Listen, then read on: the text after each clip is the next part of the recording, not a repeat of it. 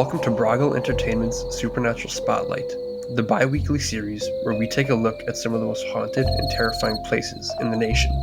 This week we're reviewing the Mansfield Reformatory, the infamous Ohio prison complex.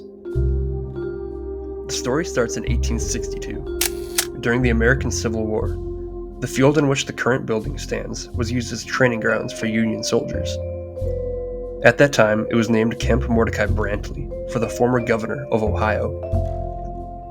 It would not be until 1896 for a permanent structure to be built on the grounds, and in that same year, the reformatory would take in its first 150 inmates. And as the prison was so new, these 150 convicts were immediately tasked with the construction of the sewer system and a 25-foot wall to surround the cell blocks and other buildings the complex was comprised of.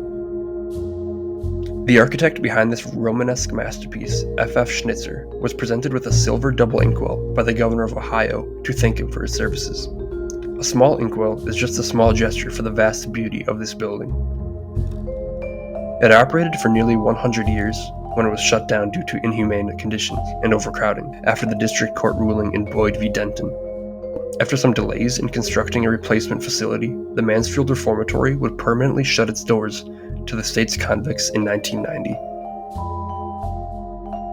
During the 94 years of operation, Arthur Lewis Gladkey was the longest-serving superintendent.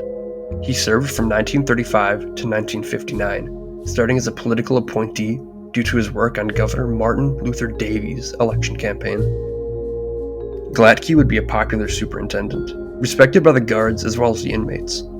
In his 24-year tenure, he instituted many reforms that improved the living conditions of those inside the prison walls. He even piped in radio music into the cell blocks. The good times wouldn't last, however, and he would be removed from his position as superintendent, understandably, because he died of a heart attack in his office in 1959, the same place where Warden Norton would take his life. Which brings us to these features.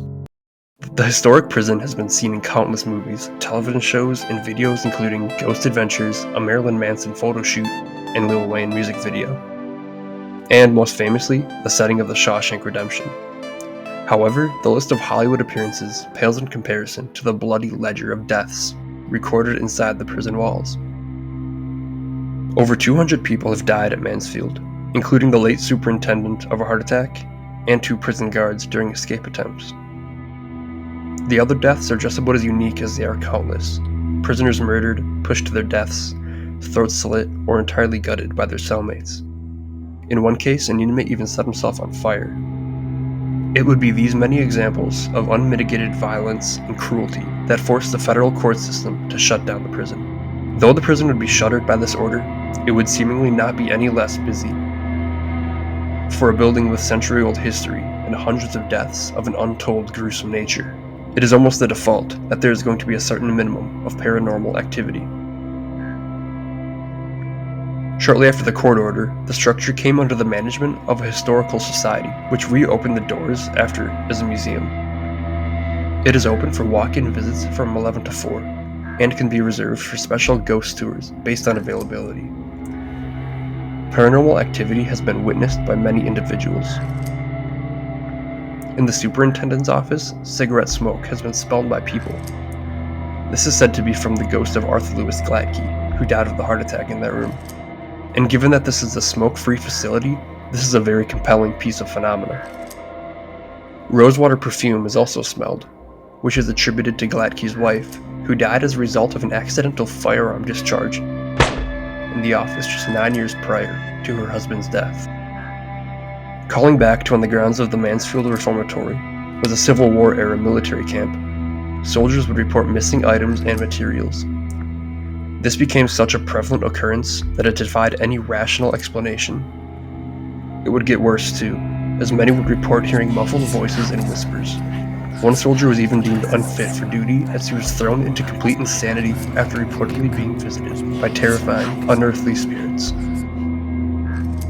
These stories wouldn't serve as the warning they deserved to be for the architect of the Mansfield Reformatory, F.F. Schnitzer, and the activity would only increase as a result of the tragedy within the walls of the former prison. The most horrifying of these tragic events being of a prisoner by the name of Lockhart. He was facing violence and threats by his neighbors. and to escape his death at the hands of other inmates, he stole a can of turpentine from the storeroom, poured it over his head until he was completely drenched, and then set himself on fire. It was so horrifying, and since he was in his cell at the time, the only thing that anyone could do was watch him slowly melt away, screaming and wailing in pain until he wasn't. This, along with a great many other deaths, makes the cell blocks of this prison an S-tier haunted location. It was in the west cell block that an employee holding up the rear of a tour reported being throttled in the back of the head. She assumed it was her brother, who would often tag along in these tours, as he was known to tease her by smacking her playfully on the head. When she turned around to return the favor to him, there was no one there. Throughout the remainder of the tour, her neck and shoulder were causing her severe pain, and her ear was ringing. She woke up the next day with a bruise on her neck and scratches on her ear. Today, there have been over 1,000 visitors that have come in and out of the Ohio State Reformatory in Mansfield, Ohio. From these thousands have come countless ghost stories, pieces of paranormal evidence, and unexplainable events. Guided and unguided tours and group investigations are available for up to $100 per person. The complex, being as expansive as it is, brings the cost for private investigations to $3,200 and $1,600 per night for weekend and weekday tours, respectively. So when you see this place investigated on television or YouTube, you can know the base level of operating costs for a ghost hunt of this size. Thank you for watching. If you made it this far through the video, please consider subscribing to the channel, as well as dropping a like and leaving your thoughts in the comments.